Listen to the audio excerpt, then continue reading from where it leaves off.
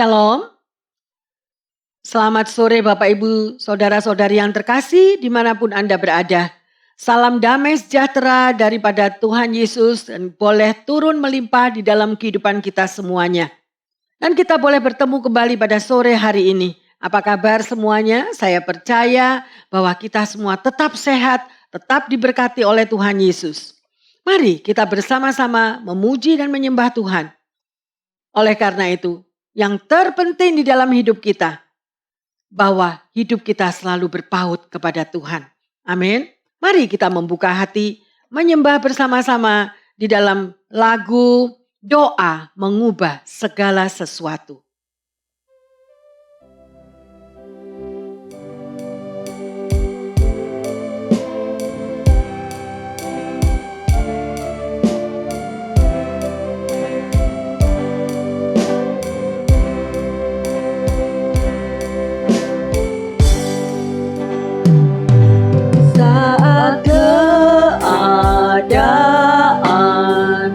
Sekelilingku ada di luar kemampuanku, ku berdiam diri mencarimu. Doa mengubah segala sesuatu. Saat kenyataan di depanku mengecewakan perasaanku, ku menutup mata memandangmu.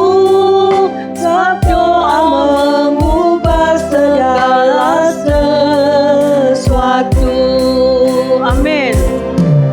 Doa orang benar bila didoakan dengan yakin besar kuasanya. Dan tiap doa yang lahir dari iman berkuasa menyelamatkan. Seperti mata air di tanganmu, mengalir kemanapun kau mau. Tiada yang mustahil di matamu. Doa mengubah segala sesuatu.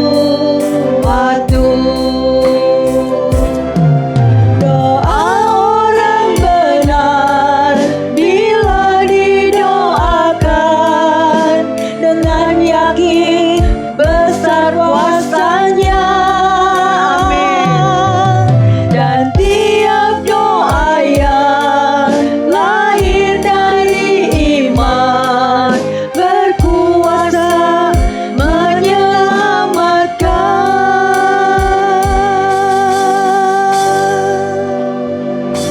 Seperti mata air di tanganmu, mengalir kemanapun kau mau. Tiada yang mustahil di matamu. Doa mengubah segala sesuatu. Haleluya. Terima kasih Yesus. Terima kasih Yesus. Ku beri syukur hanya bagimu, ya Allahku, ya Tuhanku. Haleluya. Terima kasih Yesus. Terima kasih Yesus. Ku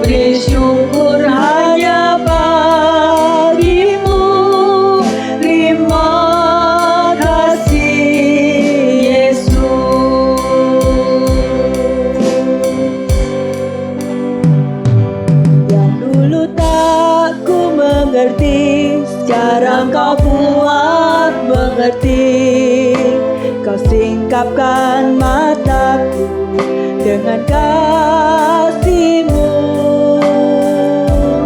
yang tak pernah kupikirkan, sungguh telah kau sediakan. Kau curahkan berkat-Mu limpah dalam hidupku. Terima kasih Yesus, terima kasih Yesus. Ku beri syukur hanya bagi-Mu, ya Allahku, ya Tuhanku. Terima kasih Yesus, terima kasih Yesus. Ku beri syukur hanya bagi-Mu, terima kasih Yesus. Ku beri syukur hanya bagi-Mu, terima kasih Yesus. Ku beri syukur hanya bagi-Mu, terima kasih Yesus. Bapa dalam surga, kami berterima kasih untuk waktu yang indah ini, di mana kami dapat bertemu dan belajar akan firman-Mu kembali. Engkau selalu mencurahkan berkat-Mu, dan apa yang tak pernah kami pikirkan, Engkau juga sudah sediakan bagi umat-Mu.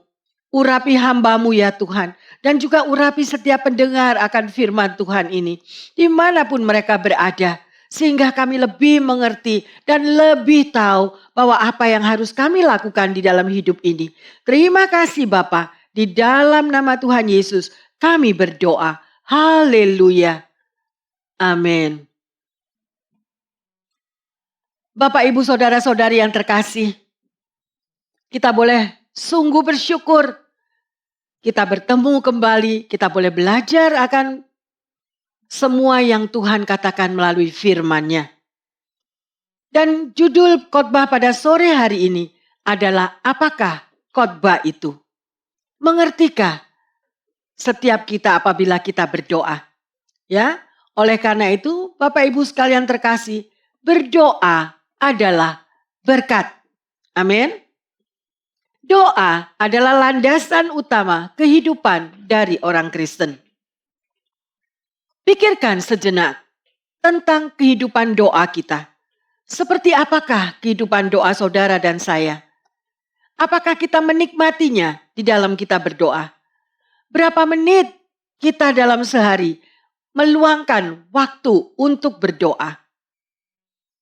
Doa merupakan satu kekuatan umat percaya, ya, dan merupakan satu hubungan pribadi dengan Tuhan. Doa adalah menjalin satu persahabatan, satu hubungan pribadi dengan Tuhan kita. Dan di dalam doa ada kuasa yang sangat besar. Doa adalah satu senjata yang ampuh yang kita miliki dan kita bisa pakai di dalam kita menjalani hidup di bumi ini. Menyatukan kebiasaan berdoa adalah sangat baik. Maka kita akan mendapat satu jaminan kemenangan di dalam setiap pertempuran yang kita temui di dalam hidup ini. Dengan berdoa, kita membangun manusia rohani kita semakin kuat. Mari kita melihat di dalam kehidupan murid-murid Yesus. Dan apa yang mereka minta pada waktu mereka bertemu dengan Yesus. Kita akan lihat di dalam Lukas 11 ayat yang pertama. Pada suatu kali, Yesus sedang berdoa di salah satu tempat. Ketika ia berhenti berdoa, berkatalah seorang dari murid-muridnya kepadanya, "Tuhan, ajarlah kami berdoa, sama seperti yang diajarkan Yohanes kepada murid-muridnya." Haleluya. Bapak Ibu sekalian yang terkasih, seandainya kita bertemu muka dengan Yesus, apakah yang kita juga minta kepada Tuhan? Apakah kita minta hal-hal yang lain? Apakah kita memikirkan sesuatu yang duniawi? Ataukah kita juga seperti murid-murid Yesus?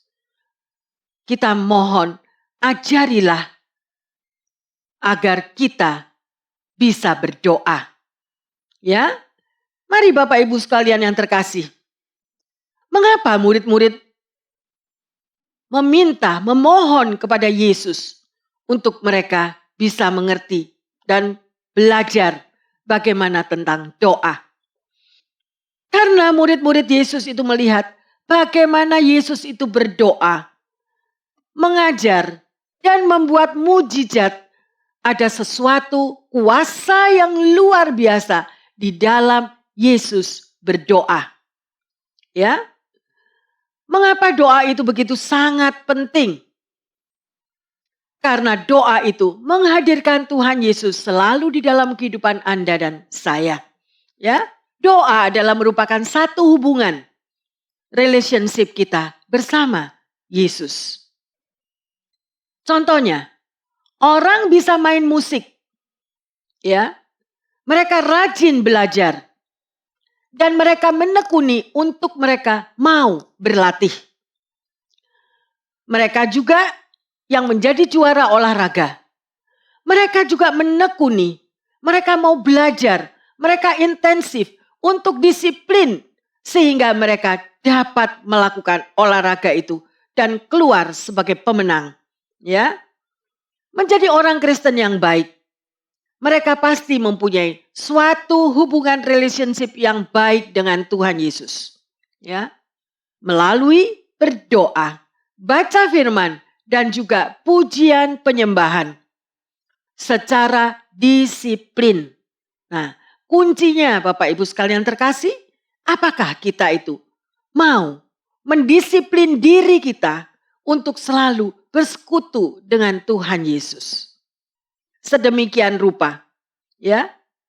Kalau kita juga mendisiplin diri kita di dalam satu komunitas, maka saudara dan saya akan senantiasa terkoneksi dengan suatu hubungan yang baik di dalam komunitas itu dan juga bersama dengan Tuhan Yesus. Pilihan ada di dalam tangan Anda dan saya. Ya. Kita memerlukan support antara satu dengan anggota komunitas yang lain. Ya, dan itulah yang dikatakan suatu hubungan terjalin. Jadi kita tidak hidup menyendiri. Amin. Ya, orang yang hidupnya menyendiri, dia akan merasakan satu hari nanti dia kesepian. Oleh karena itu Tuhan Yesus tidak mengajarkan untuk Anda menjadi orang yang kesepian, ya. Oleh karena itu diperlukan sekali lagi disiplin rohani. Amin. Doa adalah yang utama karena mengantarkan kita kepada hadirat Tuhan. Jadi kita harus mempunyai kebiasaan mendisiplin di dalam waktu-waktu kita. Organize, kita atur waktu kita, kapan kita ada bersaat teduh dengan Tuhan kita. Kapan kita mempunyai waktu yang tenang untuk memuji, memuliakan Tuhan dan membaca firman-Nya. Disiplin, berdiam diri supaya kita bisa berdoa. Amin. Hari ini kita belajar tentang doa. Tuhan mau saudara dan saya itu berdoa. Mari kita belajar bagaimana kita berdoa. Di dalam Matius 6 ayat yang kelima. Dan apabila kamu berdoa, janganlah berdoa seperti orang munafik. Mereka suka mengucapkan doanya dengan berdiri dalam rumah-rumah ibadah dan pada tikungan-tikungan jalan raya, supaya mereka dilihat orang. Aku berkata kepadamu, sesungguhnya mereka sudah mendapat upahnya. Kita bisa mengerti apa yang dikatakan oleh firman Tuhan. Ya, karena ini adalah tuntunan bagaimana saudara dan saya berdoa. Tidak perlu kita berdoa untuk dilihat oleh orang banyak. Doa adalah satu hubungan pribadi antara kita dengan Tuhan. Satu privacy, ada di satu tempat yang tidak terlihat, mungkin ada di dalam kamar ya saudara. Perhatikan kata, jangan kita berdoa seperti orang munafik. Jadi kita sengaja berdoa supaya doa kita itu dilihat oleh orang dan kita dilihat dimanapun supaya orang itu memuji kita. Ya, jangan kita berdoa hanya untuk menarik perhatian dari luar, dari orang lain. Ya, itu adalah seperti orang Farisi. Berdoa adalah waktu privasi dengan Tuhan. Mari kita lanjut dalam Matius 6 ayat yang ke-6. Tetapi jika engkau berdoa, masuklah ke dalam kamarmu, tutuplah pintu, dan berdoalah kepada Bapamu yang ada di tempat tersembunyi. Maka Bapamu yang melihat yang tersembunyi akan membalasnya kepadamu. Luar biasa saudara. Kita dituntun berdoalah di tempat yang tersembunyi. Yang tidak ada orang, tidak perlu orang lain tahu. Justru antara kita dengan Tuhan. Ya, privacy. Ya, bagaimana kita berdoa kalau kita berdoa sambil nonton TV? Ya, bagaimana kita bisa berdoa sambil berdoa tapi kita lihat HP? Ya, luar biasa. Itu secara manusia itu tidak tahu doanya kemana itu. Ya, menyebar kemana-mana berdoa sambil nonton HP. Ya, saudara, kita koreksi diri. Bagaimana kita bisa berdoa kalau di sekeliling kita itu begitu ribut? Ya, pergilah ke tempat yang tenang, sediakan waktu dengan Tuhan kalau kita mau berdoa. Oleh karena itu, Bapak Ibu sekalian, pertanyaan saya. Kalau kita menghargai Tuhan Yesus, kalau kita tahu siapa Tuhan itu adalah juru selamat kita yang hidup, sudah selayaknya dan sepantasnya kita menghormati pertemuan kita dengan Raja di atas segala raja. Yang menyelamatkan hidup saudara dan saya. Yang sudah menebus kita dari segala perbudakan di masa yang lampau. Kita harus sadar terlebih dahulu akan hal itu. Amin. Jadi bagaimana kita ini menjabarkan arti daripada doa? Ya, doa adalah bercakap-cakap. Doa adalah mendengarkan apa yang Tuhan mau bicara kepada Anda dan saya. Ya, sedemikian rupa. Mari, pergilah ke kamar dan bersekutu melalui doa. Ya, banyak daripada kita tidak bisa mendengarkan apa yang Tuhan Yesus mau berbicara kepada kita. Why? Kenapa? Karena kita terlalu sibuk. Kita disibukkan oleh segala sesuatu yang ada di sekeliling kita. Sehingga apapun kita tidak bisa dengar. Tetapi kalau suara HP berdering, kita akan mendengarnya. Dan segera kita akan mengambilnya. Ya, Bapak Ibu sekalian, mari koreksi diri kita. Ya, hubungan pribadi dengan Tuhan adalah teramat penting. Kita adalah manusia yang sudah ditebus oleh darah Yesus yang mahal yang sudah Dia korbankan di atas kayu salib untuk Anda dan saya. Amin. Menyediakan waktu bagi Tuhan agar kita bertumbuh di dalam pengenalan akan Tuhan kita. Matius 6 ayat yang ke-7. Lagi pula dalam doamu itu, janganlah kamu bertele-tele seperti kebiasaan orang yang tidak mengenal Allah. Mereka menyangka bahwa karena banyaknya kata-kata, doanya akan dikabulkan. Kita tahu semuanya Bapak Ibu sekalian. Kalau kita berdoa itu bertele-tele. Ketahuilah bahwa sebelum Anda dan saya berdoa, Tuhan Yesus itu sudah tahu. Tuhan Yesus itu sudah mengerti. Bahkan Tuhan Yesus itu sudah tahu sebelum Anda dan saya dilahirkan. Ya, berdoalah dengan segala apa yang engkau melupakan pergumulan di dalam hatimu. Kemudian kita mengucap syukur bahwa Tuhan akan bekerja berperang ganti saudara dan saya. Menyelesaikan apa yang menjadi pergumulan kita. Jadi kita nggak perlu bertele-tele dan mengulang-ulang seperti daftar kalau kita mau pergi ke supermarket. Ya, Tuhan nggak suka doa yang sedemikian. Ya, mari kita meneladani daripada doa Yesus.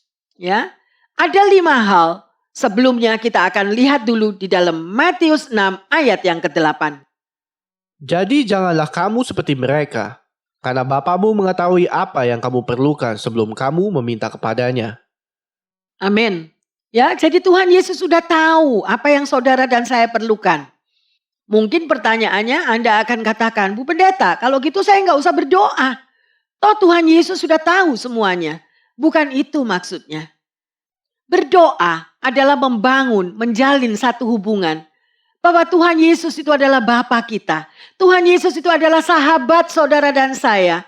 Mungkin kita nggak bisa curhat kepada orang yang paling dekat dalam hidup kita. Tetapi Tuhan Yesus bersedia mendengarkan apa yang menjadi isi hati Anda dan saya. Datanglah kepadanya. Dan itulah poin daripada doa. Ya, luar biasa Tuhan kita. Mari kita mau melihat ada 5 hal di dalam doa. Ya, doa merupakan personal intimacy. Ya, artinya kita berbicara dengan Bapa kita. Ada keintiman pribadi, ada kehadiran Allah, ada hubungan intim dengan Tuhan. Luar biasa bukan? Yang kedua, perspektif. Kita memandang doa itu seperti kita itu memandang kepada Tuhan. Kita datang kepadanya. Ya. Yang ketiga, ada prioritas. Di dalam doa, Tuhan adalah yang utama. Ya. Dengan kita katakan, Tuhan, terima kasih kita bertemu kembali pada saat ini. Ya. Kita bertemu dan saya bersyukur Tuhan mendengar. Tuhan ada. Ya. Oleh karena itu, Tuhan yang utama yang menjadi prioritas di dalam doa kita. Dan di dalam doa ada persediaan, ada berkat yang Tuhan akan curahkan melalui doa tersebut. Ya. Bagaimana? Mungkin Anda katakan, Bu Pendeta, saya sudah berdoa bertahun-tahun, tetapi Tuhan gak pernah jawab doa saya. Mari, pada kesempatan yang luar biasa sore hari ini, koreksi diri kita masing-masing. Bagaimana cara Anda berdoa? Apakah Anda fokus di dalam doa?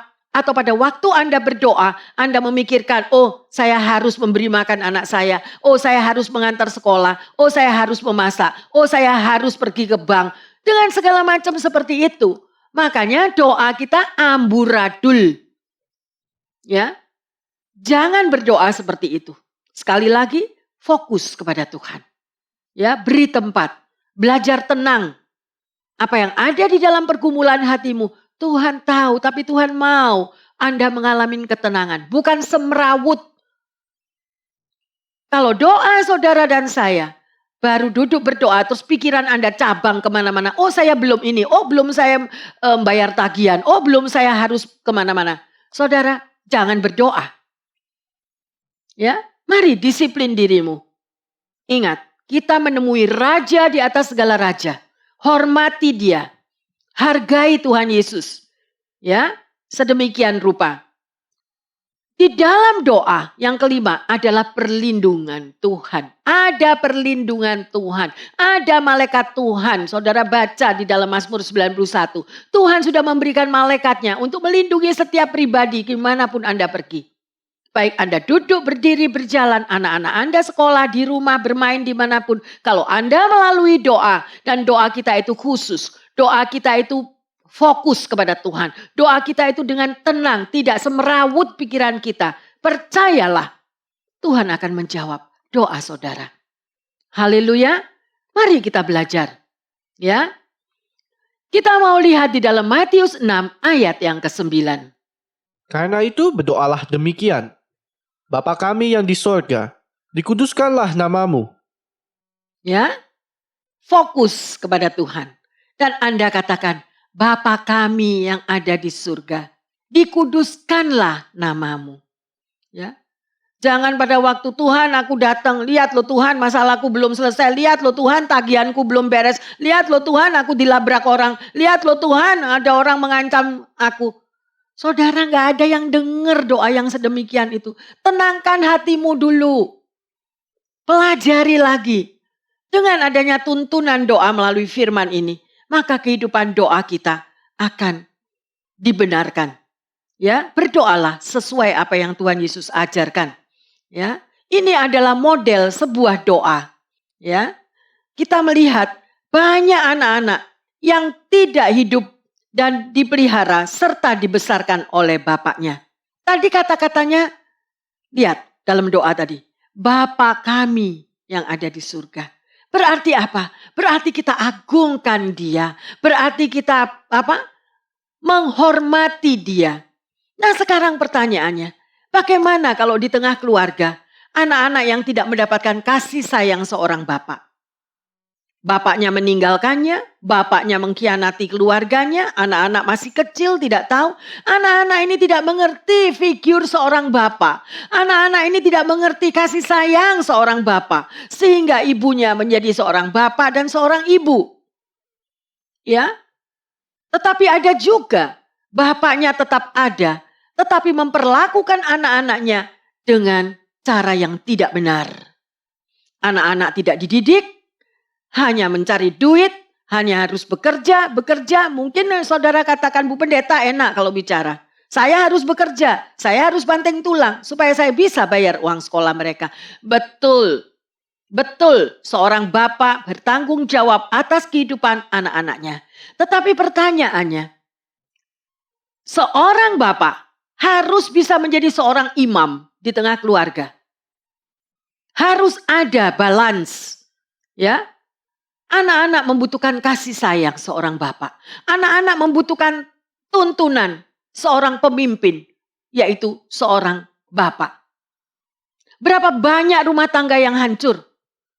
Karena seorang bapak tidak bisa mendudukkan dirinya sebagai seorang bapak. Berapa banyak keluarga itu hancur karena seorang bapak yang egois, yang hanya menikmati keinginan hidup, nafsu di dalam kehidupannya, sehingga anak-anak yang tidak berdosa menjadi korban. Semoga siapapun yang mendengar firman Tuhan pada sore hari ini, Anda terketuk. Berbaliklah kepada Tuhan. Dudukkan diri seorang bapak sebagai suami, sebagai pemimpin, sebagai bapak untuk membimbing istri dan anak-anaknya dengan benar sesuai dengan firman Tuhan. Amin. Ya, saudara, sedemikian rupa kita tahu bahwa anak-anak itu membutuhkan memori yang baik, membutuhkan daripada semua situasi yang dilakukan dengan baik. Dan itu tidak akan bisa terlupakan oleh seorang anak. Siapa bapaknya, siapa ibunya. Ya, sedemikian rupa. Ada satu contoh yang baik. Ya, saya tidak bilang bahwa semua bapak itu tidak baik. Ada contoh seorang bapak yang pada waktu dia menjaga anaknya sakit, dia melihat bagaimana anaknya itu menderita. Dan bapak ini berdoa kepada Tuhan sambil menangis, Tuhan, berikan sakit anakku ini kepadaku. Bebaskan anakku dari sakit penyakit ini. Supaya anakku bebas dari apa yang dia derita. Ya. Dan anak yang pada waktu dijaga itu, pada saat dia sakit, tidak akan pernah lupa betapa kasih sayang bapak itu akan melekat di dalam kehidupannya. Luar biasa. Ya. Oleh karena itu, mari kita belajar dari model apa yang Tuhan Yesus ajarkan melalui doa Bapa kami ini. Ya. Kalau di dalam doa kita tidak ada sukacita, kalau di dalam doa kita itu kita tidak ada kerinduan bahwa berdoa adalah hubungan pertemuan pribadi dengan Bapa kita. Anda berdoa hanya rutinitas. Oh ya, dikatakan sebelum tidur harus berdoa, bangun tidur harus berdoa. Oke, Tuhan Yesus saya bangun tidur, amin. Tuhan Yesus saya mau tidur capek, amin. Siapa yang mau dengar doa Anda? Ya.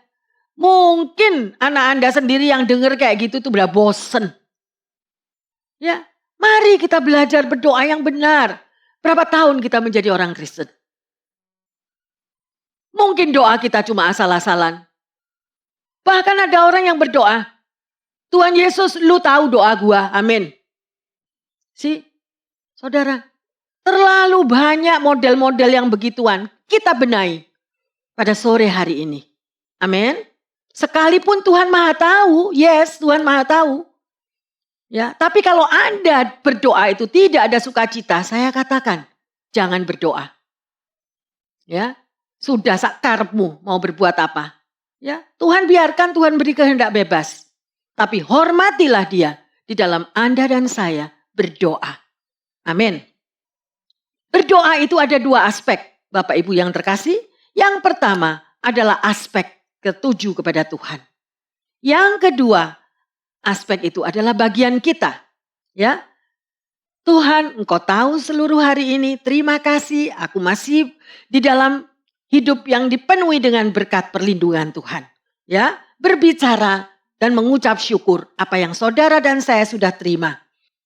Itulah satu hubungan yang intim dengan Tuhan. Seperti yang dikatakan di dalam 1 Korintus 10 ayat yang ke-31. Aku menjawab, jika engkau makan, atau jika engkau minum, atau jika engkau melakukan sesuatu yang lain, lakukanlah semuanya itu untuk kemuliaan Allah. Amin. Apa saja yang saudara dan saya lakukan, lakukanlah itu semua untuk kemuliaan Allah. Amin. Ya, jangan Anda masak sambil ngomel. Masak lagi, capek aku. Enak aja, masak sendiri sana. Nah, saudara, ya kita harus ingat. Atau bersihin rumah lagi. Udah biar semerawut seperti museum ya biar. Bersihin sendiri. Nah, kita ditegur melalui firman ini. Apa saja yang saudara dan saya lakukan. Ada ibu-ibu yang buat cuci piring aja udah marah-marah. Sih? Itu proses daging yang begitu kuat. Ya. Mari mohon ampun kepada Tuhan. Apa saja yang saudara dan saya lakukan. Semua untuk kemuliaan Tuhan. Amin. Ya, luar biasa. Sangat sederhana. Yaitu menuruti perintah daripada firman Tuhan. Oleh karena itu kita butuh Tuhan Yesus dalam hidup kita. Mari kita lihat di dalam Matius 6 ayat yang ke-10. Datanglah kerajaanmu. Jadilah kehendakmu di bumi seperti di surga. Amin. Datanglah kerajaanmu seperti di bumi, ya, seperti di surga, seperti di bumi. Ada dua kerajaan, ya, yaitu kerajaan Tuhan dan kerajaan dunia. Ya, keduanya adalah benar-benar ada. Pertanyaannya, apakah Anda tahu bahwa kita mempunyai kerajaan Tuhan? Dan Anda mengikuti yang mana? Mengikuti kerajaan Tuhan atau mengikuti kerajaan dunia yang begitu glamur? Ya, sehingga kita diperbudak oleh dunia ini. Ya, kita tidak tahu, saudara. Dan banyak orang mempunyai pandangan yang berbeda. Yang dilihat hanyalah aku sukses di dunia ini. Aku sukses dan menjadi glamur. Aku menjadi ibu-ibu sosialita. Setiap hari makanan suami, rumah gak diurus, setiap hari pergi keluar untuk sosialita. Dan itu banyak sekali yang saya lihat pada ibu-ibu. Bukan salah. Ya, boleh. Tetapi prioritas adalah keluarga. Setelah Tuhan, baru kita bersosialisasi. Ya, daging ini loh selalu, saudara, selalu menuntut. Aku mau lihat terlebih dari yang lain. Aku mau lihat lebih dari ibu yang lain. Aku mau lihat lebih glamur daripada ibu-ibu yang lain. Ya, senam pagi, senam siang, senam sore, kepala di bawah, kaki di atas. Ya, karena hanya mau menjadi star movie atau bintang film. Jadilah bintang filmnya Tuhan. Ya, jadilah bintang film di tengah keluargamu. Suamimu menghargaimu, anak-anakmu menghargaimu. Ya, ingat bahwa satu saat dunia ini bukan rumah kita. Tadi sudah dikatakan modelnya. Ya, belajarlah dari doa Bapa kami. Sehingga kedagingan kita itu merosot, saudara. Ya, dan manusia rohani kita yang akan bertumbuh dengan luar biasa. Ya, seorang hamba Tuhan yang bernama John Sung. Dia bekerja di pabrik besi selama 3 tahun. Dia jatuh sakit dan diantar oleh bapak kosnya itu ke rumah sakit. Ya. Dan pada waktu itu keputusan dokter mengatakan bahwa John Sung tidak akan tertolong. Oleh karena itu dia harus membuat surat wasiat bagi keluarganya. Ya. Setelah menulis surat itu, John Sung berdoa terus-menerus, ya. Dan di dalam keberadaan selama 2 minggu, kesehatan Chonsung kembali membaik. Ya, kemudian rumah sakit meminta agar Chonsung ini membayar lunas daripada biaya pengobatannya. Dan Chonsung menjawab, saya tidak punya uang. Dan rumah sakit menurunkan 50%. Dan dokter bertanya lagi kepadanya untuk segera melunasi biaya yang belum terselesaikan. Dan Chonsung menjawab, saya tidak punya uang lagi. Dan besok dokter ini datang kepadanya. Kamu tidak usah khawatir. Semalam ada seorang bapak tua yang datang kepada kami dan dia membayar lunas semua kebutuhan apa yang kau perlukan selama di rumah sakit. Saudara, kita bisa melihat bahwa kehidupan doa itu ada kuasa yang luar biasa. Tetapi kenapa pertanyaannya? Kita malas untuk berdoa. Malas untuk menjalin satu hubungan intim dengan Tuhan.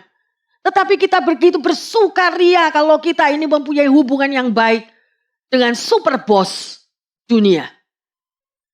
Aku diundang sama bosnya ini. Aku diajak pergi sama bosnya ini. Aku diajak pergi sama raja kapal ini. Waduh, luar biasa. Tetapi kalau kita diajak pertemuan pribadi dengan raja di atas segala raja. Oh, wait minute. Gak punya waktu. Ya, ingat. Satu hari kita ada pertemuan. Kita akan berjumpa muka dengan Tuhan. Dan apa yang akan saudara dan saya pertanggungjawabkan? Biarlah melalui teguran daripada firman ini menyadarkan kita. Menyadarkan setiap anak Tuhan. Ingat pada waktunya kita akan pulang. Rumah kita bukan di sini. Ya, Bapak Ibu, waktu begitu sangat singkat. Hidup adalah kesempatan. Pakailah itu sebaik-baiknya. Ya, ingat. Pandangan kita harus berubah. Kalau Anda sudah mulai berdoa sesuai dengan model yang Tuhan Yesus ajarkan, doa Bapa kami. Saya berharap pikiran, mata rohani kita terbuka. Kita akan berubah hidup kita. Ya, memang kita masih hidup di dunia, tapi kita bukan dari dunia. Ya, kita mempunyai kerajaan. Anak raja, anak Tuhan. Sedemikian rupa. Ya, mari kita lihat firman Tuhan yang selanjutnya. Di dalam Matius 24 ayat yang ke-14. Dan Injil kerajaan ini akan diberitakan di seluruh dunia, menjadi kesaksian bagi semua bangsa. Sesudah itu, barulah tiba kesudahannya. Jelas bukan? Bahwa waktu kita itu singkat. Kalau Injil sudah diberitakan di seluruh dunia, maka kesudahan zaman itu sudah tiba. Jadilah saksi Tuhan kemanapun Anda pergi. Ada 2 macam manusia. Ya, yang pertama, apakah kita milik kerajaan Tuhan? Atau tidak? Pilihan ada di tangan kita sendiri. Mari kita lihat di dalam Kolose 1 ayat 13 dan 14. Ia telah melepaskan kita dari kuasa kegelapan dan memindahkan kita ke dalam kerajaan anaknya yang kekasih. Di dalam Dia kita memiliki penebusan kita, yaitu pengampunan dosa. Banyak orang yang dikuasai oleh kerajaan dunia. Hidupnya di luar dari apa yang diajarkan oleh Tuhan Yesus. Kalau kita berada di dalam kerajaan Tuhan, maka penilaian kita akan hidup di dunia ini akan diubahkan. Ya, prioritas kita juga akan berubah. Kepastian hanya ada di dalam Yesus Kristus. Hanya di dalam Yesus Kristus saudara dan saya mendapatkan penebusan. Yaitu pengampunan dosa. Seperti tadi yang dikatakan di dalam Matius 6 ayat yang ke-10. Ya. Datanglah kerajaanmu, jadilah kehendakmu di bumi seperti di surga. Mampukah kita berkata kepada Tuhan Yesus, jadilah atas kehendakmu di dalam hidupku ya Tuhan. Mampu gak kita ngomong begitu? Ya, sampai kita menyadari bahwa betapa Tuhan sangat mengasihi umatnya. Banyak orang berontak kepada Tuhan. Mengapa? Mengapa? Mengapa? Kalau ada masalah terjadi, ya. Karena mereka tidak mengerti benar siapa Bapaknya. Siapa Tuhan Yesus kita. Mari kita mau hanya berharap kepada Tuhan. Karena Dia tahu yang terbaik bagi Anda dan saya. Kita lihat di dalam Matius 6 ayat yang ke-11. Berikanlah kami pada hari ini makanan kami yang secukupnya. Kita sudah minta kepada Tuhan kan? Berikanlah makanan kami yang secukupnya. Ya. Jadi doa itu sangat berkuasa. Ya. Mengapa? Yang pertama, karena Tuhan itu adalah Bapa kita. Ya, saudara sadar enggak? Ya. Atau siapa yang jadi bapak kita? Bos kita? Atau siapa lagi yang saudara berhalakan?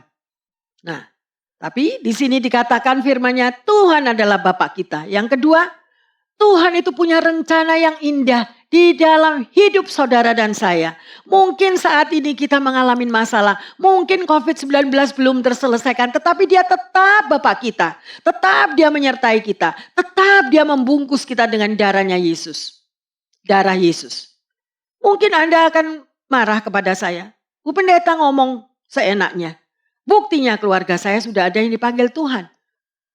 Yes, Tuhan izinkan. Karena satu kelahiran, satu kehidupan, semuanya Tuhan yang pegang kendali. Kalau Tuhan sudah rindu kepada anaknya, kalau Tuhan sudah kangen, Dia pasti akan panggil pulang orang yang kita kasihi. Kita tidak berkuasa atas hidup kita. Makanya baca firman Tuhan. Orang yang terlalu komplain kiri, komplain kanan-kanan, tidak tahu baca firman Tuhan. Yang paling sendiri disiplin adalah drama-drama di TV itu loh. Itu disiplin kalau lihat. Drama India, drama Korea, drama segala macam, drama-dramaan sampai perang dunia di RT, di RW. Itu drama manusia. Ada enggak hubungan pribadi kita dengan Tuhan? Ya, disitulah. Menyediakan waktu bagi Tuhan. Maka saudara akan dipenuhi dengan damai sejahtera yang luar biasa. Jasmani dan rohani kita dikuatkan. Amin. Ya, saya mau tanya. Dari mana kata daily bread terjadi? Saudara tahu enggak daily bread? Mungkin Anda mengatakan, Bu Pendeta saya enggak ngerti apa itu daily bread. Oke, saya mau katakan. Daily bread itu adalah berkat yang luar biasa melalui renungan harian. Kita lihat dari Keluaran 16 ayat yang keempat. Lalu berfirmanlah Tuhan kepada Musa, sesungguhnya aku akan menurunkan dari langit hujan roti bagimu. Maka bangsa itu akan keluar dan memungut tiap-tiap hari sebanyak yang perlu untuk sehari. Supaya mereka kucoba, apakah mereka hidup menurut hukumku atau tidak. Anda mengerti? Ya, mana diberikan setiap hari di padang gurun. Ya, oleh karena itu berharaplah senantiasa kepada Tuhan. Ya, saya tidak tahu padang gurun apa yang saudara dan saya hadapi saat ini. Tetapi ada mana yang Tuhan berikan. Tapi kita nggak puas. Bapak Ibu Saudara yang terkasih. Banyak contoh-contoh. Kita baru puas kalau kita mendapatkan berkat itu untuk sekaligus 20 tahun. Ya, kita baru puas. Kalau memang Tuhan ada, anak cucuku diberkati selama 30 tahun. Lah, saudara, itulah roh serakah, roh greedy yang ada pada manusia. Untuk memberi sulit luar biasa. Ya, tetapi untuk menerima tek. Ya, terima dari segala jurusan mau. Ya, Bapak Ibu sekalian, semua sudah ada pedomannya, semua sudah ada di dalam doa Bapak kami. Ya. Mari kita belajar sore hari ini. Ya, jangan berharap dikatakan mana tadi itu setiap hari turun. Artinya Tuhan memberikan berkatnya setiap hari, cukup buat Anda dan saya. Pastor enak kalau ngomong. Tagihan terus datang tiap hari. Mr. Bill selalu datang tiap hari. Tuhan nggak tahu? Tuhan tahu. Ya, tetapi tidak ada satupun yang ditinggalkan oleh Tuhan.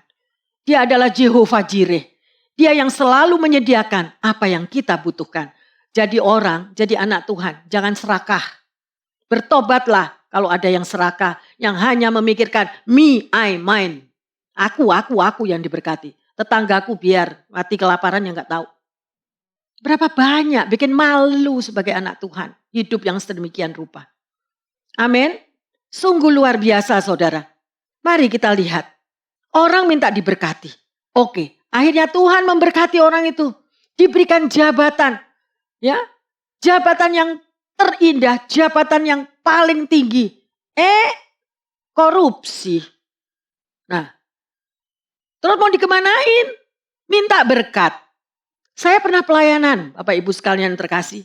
Saya pelayanan di pelosok-pelosok. Kemudian seorang ibu datang kepada saya. Dan dia katakan, Bu Pendeta, tolong doakan keselamatan suami saya. Setiap hari dia pulang membawa berkat. Tapi saya takut. Takutnya kenapa, Bu? Apa profesi pekerjaan suami ibu? Ya, suami saya profesinya nyolong di pasar. Sebagai seorang pencopet, Bu Pendeta harus berdoa. Sedemikian. Lihatlah posisi pekerjaannya terlebih dahulu. Posisi yang sedemikian itu membuat susah orang lain.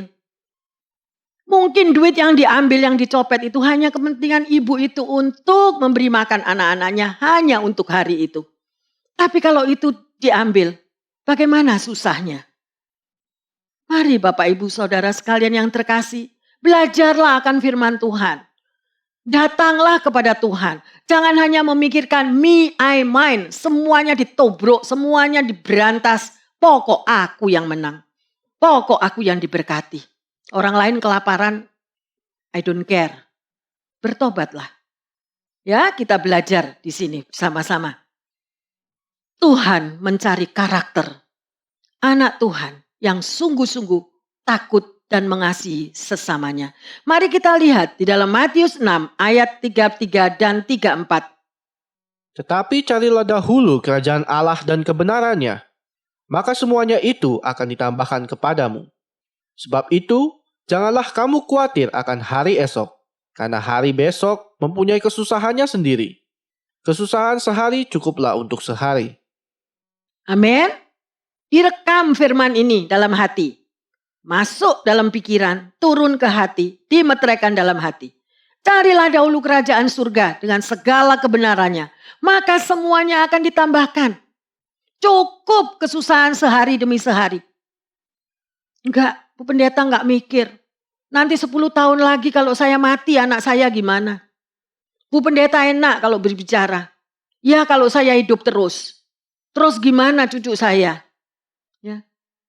Kalau kita mau menjadi Tuhan atas keluarga kita, kita sendiri yang hidupnya akan amburadul. Enggak ada stres cari stres. Ya, karena Tuhan sendiri sudah memberikan hukumnya. Cukup kesusahanmu itu 1 hari. Oke? Saudara mau nanggung 10 tahun ke depan, kita nggak tahu. Saya mau tanya, pada waktu COVID-19 terjadi, pada waktu COVID-19 mau datang, siapa yang sudah tahu? Tidak ada yang tahu. Saudara mau apa? Saudara mau mencari keuntungan selama 30 tahun? Ya. Dalam 1 hari begitu COVID-19 terjadi, semuanya jadi amburadul. Bertobat Bapak Ibu. Tidak ada satupun yang tahu akan hari esok. Tetapi jaminan daripada Tuhan Yesus, Dia tidak pernah merancangkan kecelakaan bagi Anda dan saya. Pegang Yeremia 29, 11-13. Baca berulang-ulang. Meteraikan dalam hati. Tuhan gak pernah merancangkan kecelakaan. Tuhan izinkan terjadi supaya kita bertobat. Mencari kerajaan Allah terlebih dahulu. Amin. Mari kita lanjut. Ya, saudara, ada penelitian di Biola University tentang kekhawatiran. Ternyata 40% yang kita khawatirkan tidak akan terjadi. Ya, 30% kekhawatiran diakibatkan pengalaman atau trauma di masa yang lalu. 12% kekhawatiran karena kita terlalu fokus dengan pendapat atau pengalaman orang lain. 10% kekhawatiran diakibatkan kondisi fisik yang kurang fit atau kurang sehat. Dan hanya 8% dari kekhawatiran kita yang merupakan fakta dari apa yang kita khawatirkan. Ya, tahukah Anda bahwa manusia menguras 92% energinya hanya untuk mengkhawatirkan sesuatu yang tidak terjadi. Loh, jadi sia-sia kan kita khawatir. Makanya jangan jadi on. Ya, 92% itu tidak akan terjadi.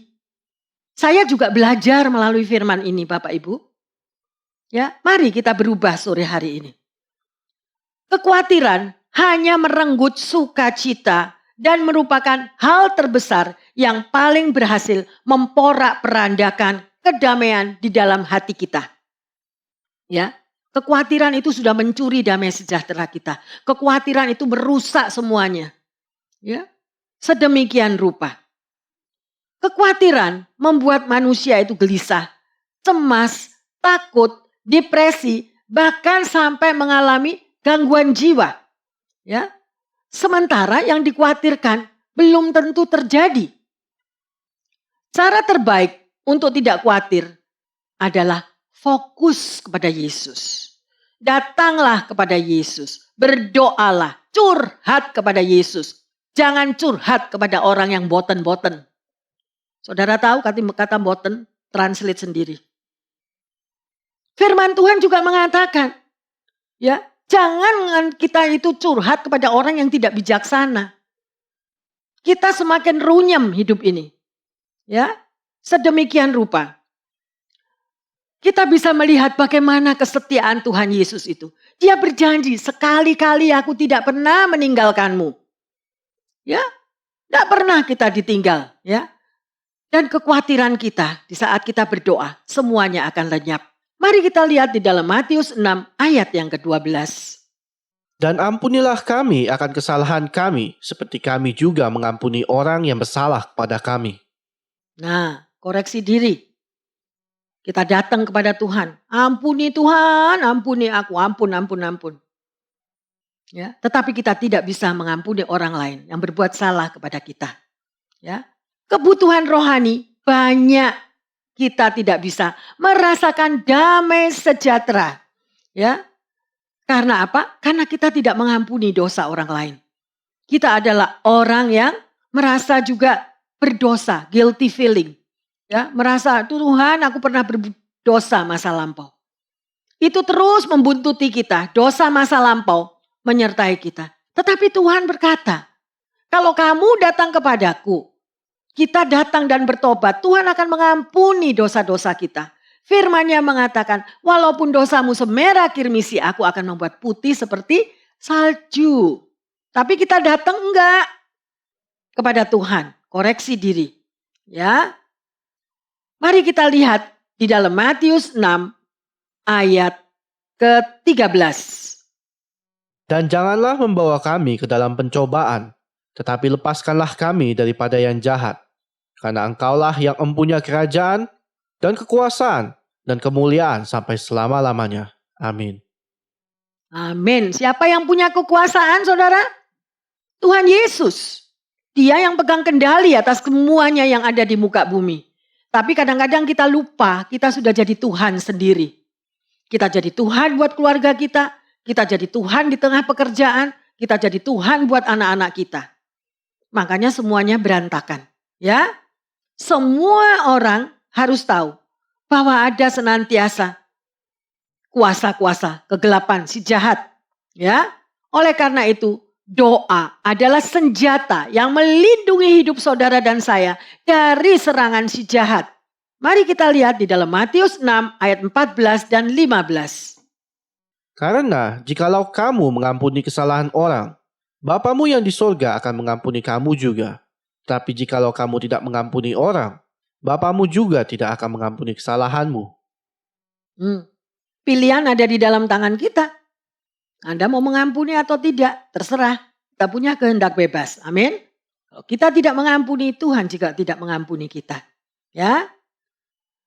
Bapak Ibu yang terkasih, seorang hamba Tuhan yang bernama John Stott dari London Sebelum ia meninggal di rumah sakit, dia berkata, "Berdoalah agar saya tetap setia kepada Yesus sampai nafas terakhir daripada hidupku." Ya, kita membutuhkan kekuatan dari Tuhan. Dan semua itu hanya melalui doa. Ya, ada satu cerita yang ditayangkan. Saya tidak tahu Anda sudah pernah melihat. Ini cerita yang sangat luar biasa. Ya, yaitu cerita tentang penyelamatan 300.000 tentara dari satu peperangan, ya saudara. Tetapi ini adalah kisah nyata. 300.000 tentara terjebak di beach Dunkirk, Prancis. Ya, di Dunkirk, Prancis. Operasi militer ini dikenal dengan nama The Battle of Dunkirk. Terjadi pada saat Perang Dunia Kedua, yaitu mulai 26 Mei hingga 4 Juni tahun 1940. Mereka telantar di Dunkirk, mereka menantikan keajaiban adanya aksi penyelamatan atau sampai mereka mati di tempat tersebut. Ya, karena tidak ada pertolongan, tidak tahu harus jalan keluar kemana. Para pasukan Inggris dan Prancis terjebak di pantai Dunkirk di daratan The Mole selama 1 minggu. Ya, karena serangan dari Jerman. Dan tidak ada kapal yang bisa membawa mereka kembali. Tidak ada penyelamatan waktu itu. Dan Perdana Menteri Inggris Winston Churchill berkata, "Kita harus menyelamatkan mereka." Dia tanya kepada jenderalnya, "Berapa orang yang kita bisa selamatkan?" Dan jenderalnya menjawab, "Paling cuma 10 orang, 10%, sorry." Ya. Dan mereka mengambil keputusan bahwa mereka akan melakukan yang terbaik untuk menyelamatkan semua tentara itu. Tetapi kenyataannya yang dapat diselamatkan, saudara tahu berapa? 90% dari semua tentara itu dapat diselamatkan. Dari mana kuncinya? Cerita ini luar biasa. Ya, sampai Raja Kirkdorp membuat hari doa nasional pada Mei 26. Hari doa nasional. Semua orang berbaris untuk pertobatan. Berdoa, mohon pengampunan dosa. Dan 3 mujizat jawaban doa terjadi. Yang pertama, Hitler mengambil keputusan untuk menyerang dalam 3 hari. Tetapi tentara Nazi tidak dapat menyerang. Ya. Yang kedua, tiba-tiba terjadi taifun yang sangat besar. Sehingga pesawat Jerman, pesawat tempur itu tidak bisa terbang dan tidak bisa mengirim untuk bom bagi tentara-tentara yang ada di lautan Inggris itu. Yang ketiga, Inggris Channel, saudara, ya, meluap airnya dan membawa kapal-kapal besar dan kapal-kapal kecil itu semuanya berjalan sendiri pergi ke tempat Dunkirk. Saudara bisa bayangkan, karena dengan adanya angin taifun, angin badai yang luar biasa, kapal yang tidak ada orangnya itu jalan sendiri sampai ke Dunkirk. Ya, sehingga dapat membawa tentara itu kembali. Ya, mereka semuanya terselamatkan dalam waktu 9 hari. Ya, semua tentara bisa keluar dari Dunkirk. Bukankah itu mujizat yang besar? Ya, oleh karena itu, berdoalah. Berdoa itu mendatangkan berkat. Berdoa itu mendatangkan kuasa yang luar biasa. Jangan malas untuk berdoa. Ya, doa mengubah situasi dan kondisi. Ya. Sekali lagi saudara renungkan, saudara ulang lagi untuk mendengarkan khotbah sore hari ini. Anda selesai, Anda belum mengerti, pasang lagi. Ya, sedemikian rupa supaya Anda mengerti firman ini terekam di dalam hati kita untuk mengubah kehidupan kita. Ya.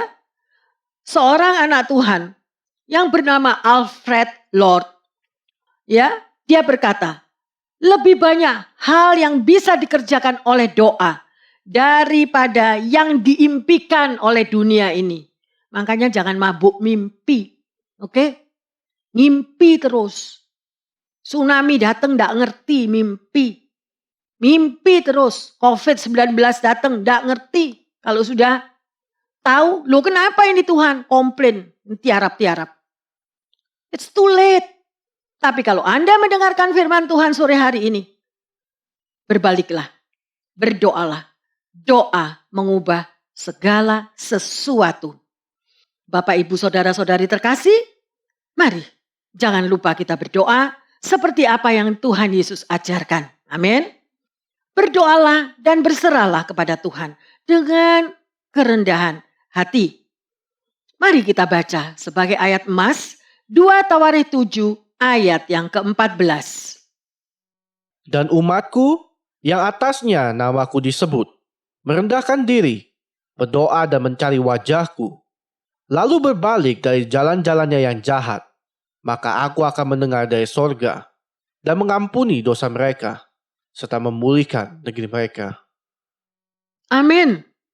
Meteraikan ayat ini Bapak Ibu yang terkasih, ya, bahwa ini benar-benar terjadi kalau Anda dan saya mau merendahkan diri dan berbalik berdoa kepada Tuhan. Pertanyaannya, apakah Anda sudah melakukan berdoa dan mempunyai satu hubungan pribadi, mempunyai satu pengalaman pribadi dengan Tuhan, bahwa berdoa itu adalah berkat? Kalau belum, maukah kita memulai untuk praktek bersekutu dengan Tuhan melalui doa dan menjadikan Tuhan sebagai sahabat, saudara dan saya? Karena Tuhan dapat kita temui hanya sejauh doa. Mari bersama-sama kita membuka hati dan menyembahnya. Dia hanya sejauh doa.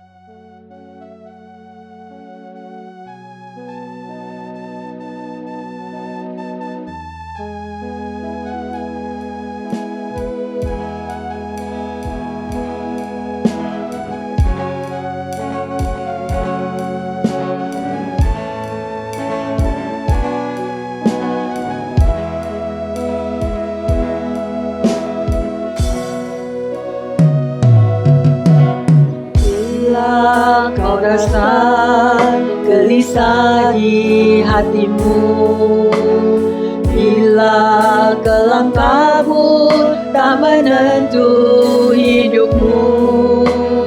Ingat masih ada seorang penolong bagimu. Yesus tak pernah jauh darimu. Amin. Cobaan menodai hatimu, bila sengsara nimpa keadaanmu. Ingat Yesus takkan pernah jauh darimu. Dia selalu pedulikan kamu. Haleluya. Berdoa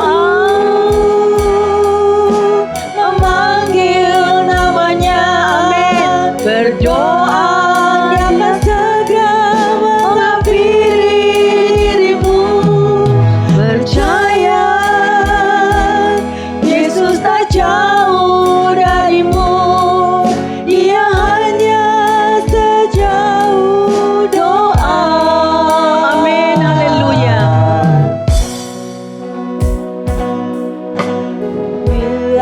Bapak, Ibu, Saudara-saudari yang terkasih, dimanapun Anda berada, mungkin saat ini Anda merasakan ada satu kebutuhan, ada satu tekanan, ada satu permohonan doa yang belum terjawab.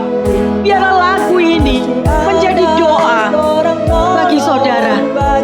Kita mau datang kepadanya, buka hatimu, kita serahkan, kita pasrah, karena dia tidak sejauh daripada doa kita. Dia mendengar pada waktu engkau memuji menyembah. Dia tahu segala air matamu. Dia tahu segala tekanan hidupmu. Dia tahu apa yang menjadi kebutuhan